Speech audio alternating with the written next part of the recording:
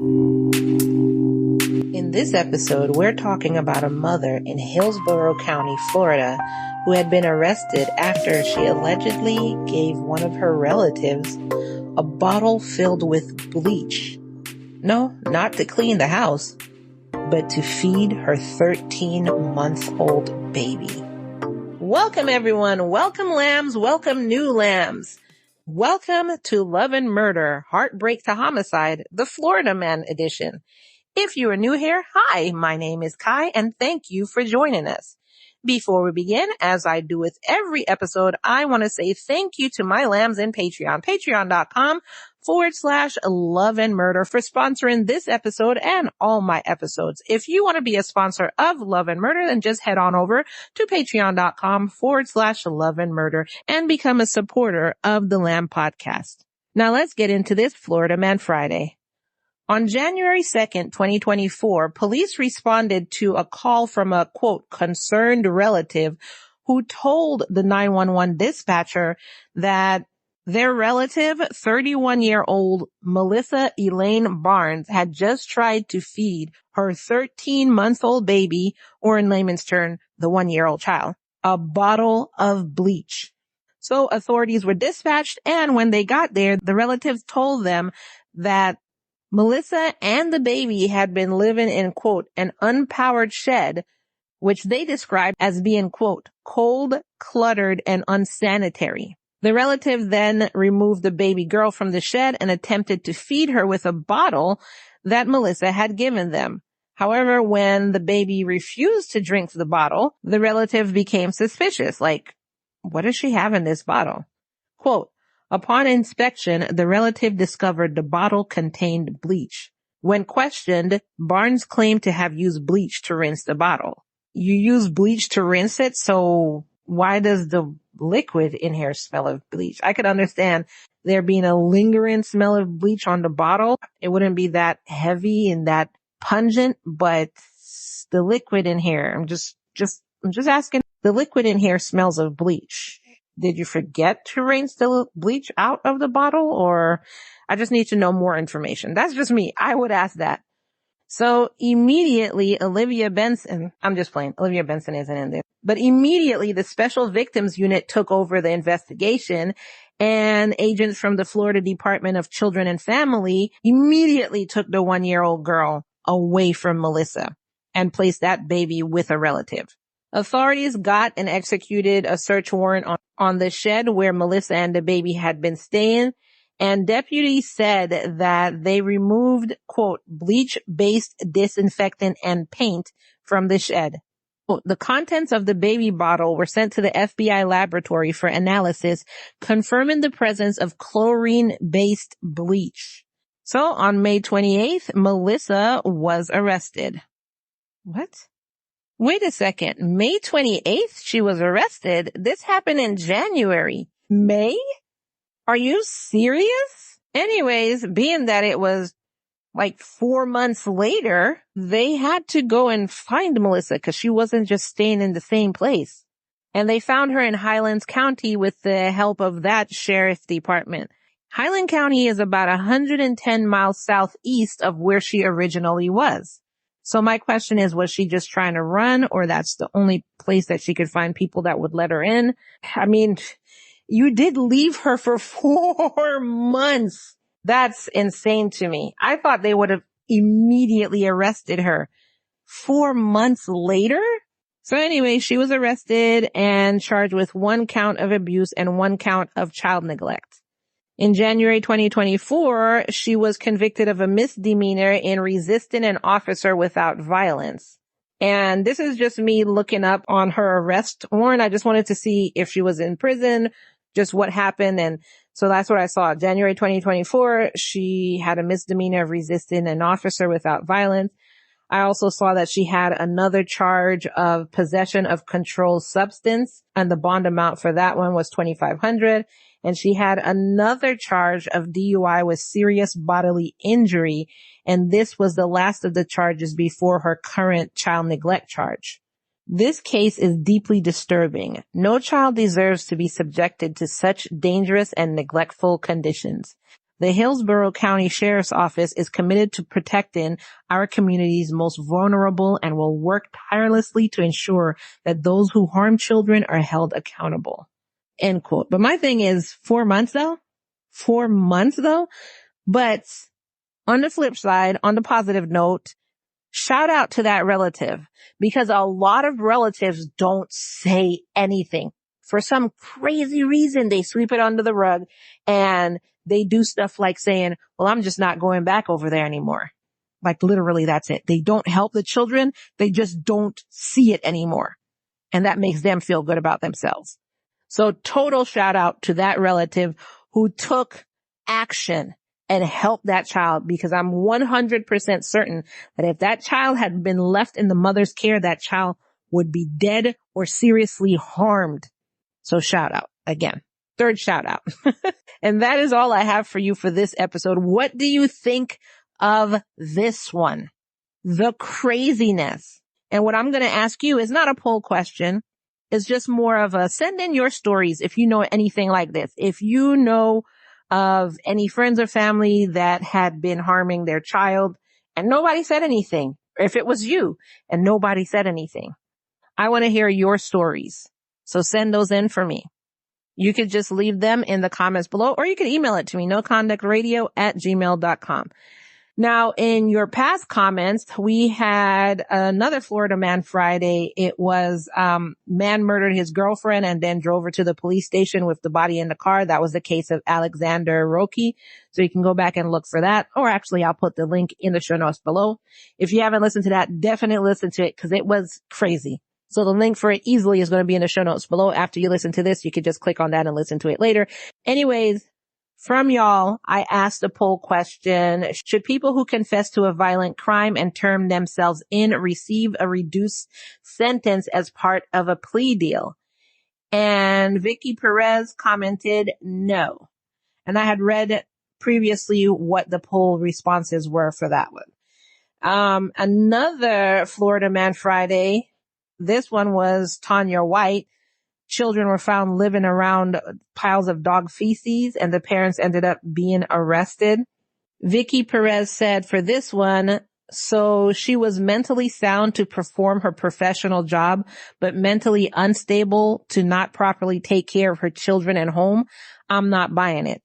So if y'all want to find out what she did, which was the shocking part, go back to that case and listen to that. That's also in the show notes below. And Vicky, that was my thing. My thing was, okay, she was mentally sound to do her job, which her job basically correlates with this situation, but she wasn't mentally sound enough to take care of her children. I mean, I understand having mental issues. I understand also that the children don't need to be subject to all of the going on in the house if it's affecting them, if it's going to affect them. So I don't think they should have been put in the system, but maybe they should have been given to another relative who can give them a healthy environment to grow in. I don't think they should have been put with strangers, but just another relative that doesn't have these issues that the parents are having. So the parents could easily see them. I don't think they were abusing them in the sense of, oh, this is child abuse. And if she did have mental issues, it's not her fault, but still, watch out for the children first. So if the children are with a relative, you can still come and see the children without them having to be in that unhealthy environment. That's my thought process. But I hear what you're saying, but at the same time, her profession and cleaning the house are two different things. Now, if she was a maid or something, then I can understand, but at her job, she really doesn't clean. It's not about cleaning, keeping the house clean. You know what I'm saying? I don't want to be more confusing, but you understand what I'm saying, Vicky. Then in another Florida Man Friday, this one was 55 years of marriage shattered after a brutal beating. And this was the case of Walter Lee Davis. That's also going to be in the show notes below. Christina Bowo said, I believe his mental health is deteriorating. As soon as you said his age and what happened, it made me think of the time my grandmom caught my grandpop in the car playing like a little kid. He was so happy. They'd already started to hide the keys from him because he had become very forgetful and easily agitated when the forgetfulness was brought up. She asked him where the keys were, and he said he'd lost them, started whining like a kid, then became violent with her. He was the sweetest man who'd never hurt a fly. It was a hard truth for the family to swallow, but he was put away after he attacked her. I hope this man gets the help that he needs. And that's what I was saying. It sounded like a case of beginner's Alzheimer's, or maybe it was in a later stage, but nobody really noticed. But that's what it sounded like to me. It didn't sound like he normally beat her and, he's just old and continuously beating her. I have a feeling that he was going through a stage of Alzheimer's. That's what I thought. And a poll question that I asked to this episode was, do you believe that domestic violence incidents should result in mandatory counseling and intervention programs for both the victim and the perp? And to that question, Christina Bobo said, I think this is a wonderful idea. It may help prevent escalation after a DV incident and help both parties to establish a plan to move forward. Often people do not leave their abuser, so maybe it will prevent further incidents. And to compound on that, Christina, I think it'll also, a lot of DV victims either have grown up in situations like that, so they think this is normal, or they just don't have the confidence to move on. They don't have anyone in their corner. So this would also help with that, telling them this is not normal. You don't need to be subjected to that. You are better than that. And it'll probably help some people that way as well. Hannah Page said, depends on if the perpetrator wants help or not. Some abusers do not want help. They want to play the victim and keep on abusing. I understand. Let me finish what you're saying. I was about to say I understand, but then I saw there's more. Hannah goes on to say, I say this from experience as someone who was friends with someone who was an abuser who absolutely refused to get help. If you talk to him, he was not the perpetrator. He was the victim. Nothing was his fault. Everything was everyone else's fault. They did something and, quote, triggered him, and his reactions weren't abuse. They were his, quote, mental illness. I put those words in quote because it wasn't true. I saw him get triggered by the same thing around just women and then another man around. Completely different reactions. With men, he was much more composed. With women, he did things to intimidate. Okay, so now my comment, Hannah. So, yeah, with the perp, yes, obviously, some of them don't want help. Some of them, I'm not going to say all of them. Some of them really, they just thought this was normal, or they do have anger issues, or. Some of them do want to get better, and some of them are just jackholes. They're just complete gaping buttholes, and they don't want help. And this goes for the abusee as well. Some of them want to be abused in order for them to be able to turn around and play victim and say, look at me, feel sorry for me. Oh. And it's like, that's their mental illness. That's their issue where they just want to be the victim. So they continuously put themselves in a situation of victimhood. So no matter what help you get them, it's not going to help. But then there are some people where situations like this would help them. And then as for the story you just told, first of all, I like how you put mental illness in quotes because that's bullshit. Some people nowadays just love saying mental illness, mental illness. You have a mental illness. You have a mental illness. You have a mental illness. Everyone has mental illness is bullshit. So I like how you put that in quotes. And also that's not a man. That's a fucking coward. He knows that he could take women, but then when it's around people that he knows will kick his ass, he knows to shut it down. That's a coward. It's not a man. Two completely different things. And also, what do they call that now? That's a gaslighter. He's a gaslighter where he did something to somebody and they're like, oh, you, and then he's like, oh no, you triggered me. And he gaslights them. Anybody who falls for him, I don't even know. Craziness. And that's all I have for you with your comments. Let me know your stories that I asked before, your stories of anyone you know that Either it's somebody you know close to you or a friend of a friend of a friend who something was going on to the children with the children in their family and people just turned a blind eye to it. Nobody said anything.